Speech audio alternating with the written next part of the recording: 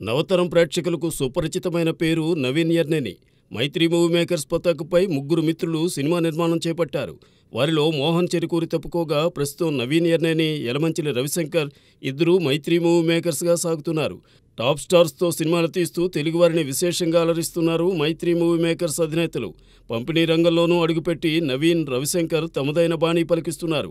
Tollywood top stars Balakrishna, చిరంజీవితో ఏకకాలంలో సినిమాలు నిర్మించి వాటిని ఒక్కరోజు తేడాతో విడుదల చేసి 2 చిత్రాలతోనూ విజయాలను సొంతం చేసుకున్నారు ఈ మిత్రులు. దాంతో తెలుగునాట తమకంటూ ఓ ప్రత్యేకతను సంతరించుకున్నారు. త్వరలోనే తమ పుష్ప 2తో జనాన్ని పలుకరించనున్నారు.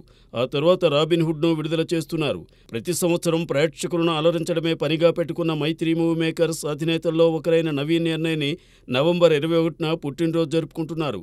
ఈ బర్త్డే తరువాత నవీన్ ఖాతాలో మరిన్ని విజయాలు చేరుతాయేమో చూద్దాం.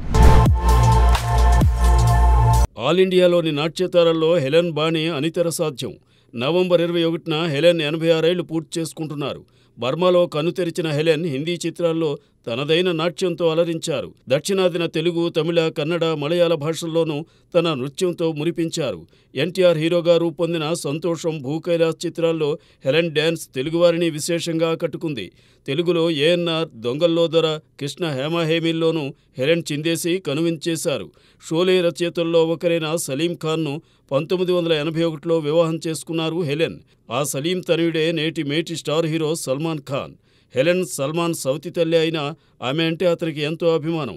ఇప్పటికీ విదేశాలకు వెళ్తే హెలెన్కు సల్మాన్ స్పెషల్ గిఫ్ట్స్ తెస్తూ ఉంటాడు.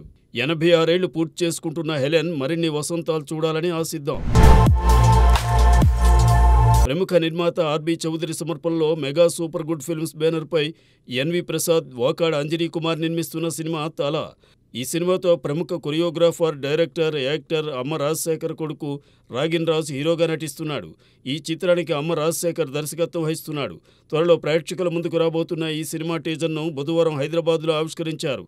తనను డాన్స్ మాస్టర్గా పరిచయం చేసిన ఆర్బి చౌదరి గారి బ్యానర్ ద్వారా తన కొడుకు హీరోగా పరిచయం కావడం ఆనందంగా ఉందని అమ్మ రాజశేఖర్ తెలిపారు. ఇందులో తాను కామెడీతో పాటు ఎమోషన్కు ప్రాధాన్యమున్న పాత్రను చేశానని రోహిత్ తెలిపాడు. ఇంతవరకు చేయని సరికొత్త పాత్రలో తాను కనిపించబోతున్నానని ఎస్తేర్ చెప్పింది. ఈ సినిమా ప్రేక్షకులకు ఎంతో థ్రిల్ను కలిగిస్తుందని రాగిన్ రాజ్ అన్నాడు. ఈ చిత్రానికి ఎస్ థమన్, అస్లాం కేయి, ధర్మతేజ సంగీతం అందిస్తున్నారు. అశోక్ గల్లా హీరోగా, మానస వారణాసి హీరోయిన్గా నటించిన సినిమా దేవకీ నందన వాసుదేవ. ప్రశాంత్ వర్మ కథను అందించిన ఈ సినిమాను 369 ఫేమ్ అర్జున్ జంధ్యాల డైరెక్ట్ చేశారు. సోమినేని బాలకృష్ణ దీనిని నిర్మించారు. ఈ మూవీ ఇదే నెల 22న విడుదల కాబోతున్న నేపథ్యంలో జరిగిన ప్రీ రిలీజ్ ఈవెంట్కు బోయపాటి శ్రీను, సుధీర్ బాబు అతిథులుగా హాజరయ్యారు. నిజాయితీతో పనిచేస్తే చిత్రసీమలో ఎవరికీ అన్యాయం జరగదని, అలాంటి నిజాయితీ ఉన్న వ్యక్తి అశోక్ గల్లాని కితాబునిచ్చారు బోయపాటి శ్రీను. 5 నిమిషాలు విజువల్స్ చూస్తే తప్పకుండా సినిమా చూడాలనిపించిందని ఆయన చెప్పారు.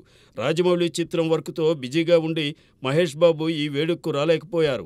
ఆయన ఆశీస్సులు నాకు ఎప్పుడూ ఉంటాయని అశోక్ గల్లా చెప్పాడు. ఈ కార్యక్రమంలో జయదేవ్ గల్లా, ప్రశాంత్ వర్మ, హీరోయిన్ మానస వారణాసి, దర్శకుడు అర్జున్ జంధ్యాల, నిర్మాత సోమినేని బాలకృష్ణ, నటుడు దేవదత్త, దర్శకుడు Ajay Bhupathi, art director GM Shekar తదితరులు పాల్గొన్నారు. ప్రముఖ కథానాయిక ప్రియాంక అరుళ్ మోహన్ నవంబర్ 20న 30వ సంవత్సరంలో అడుగుపెట్టింది. 5 ఏళ్ల క్రితం కన్నడ చిత్రంతో వెండితెరకు పరిచయమైన ప్రియాంక అదే ఏడాది నాని గ్యాంగ్ లీడర్తో తెలుగు సినిమా రంగంలోకి అడుగుపెట్టింది. మొదటి చిత్రం పర్వాలేదనిపించినా ఆమె నటించిన రెండో సినిమా శ్రీకారం పరాజయం పాలైంది.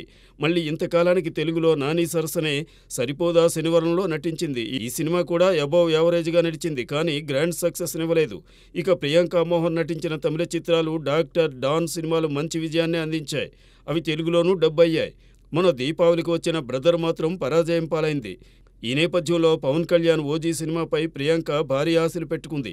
ఆ చిత్ర బృందం కూడా ప్రియాంక మోహన్ పుట్టినరోజు సందర్భంగా శుభాకాంక్షలు తెలియజేసింది.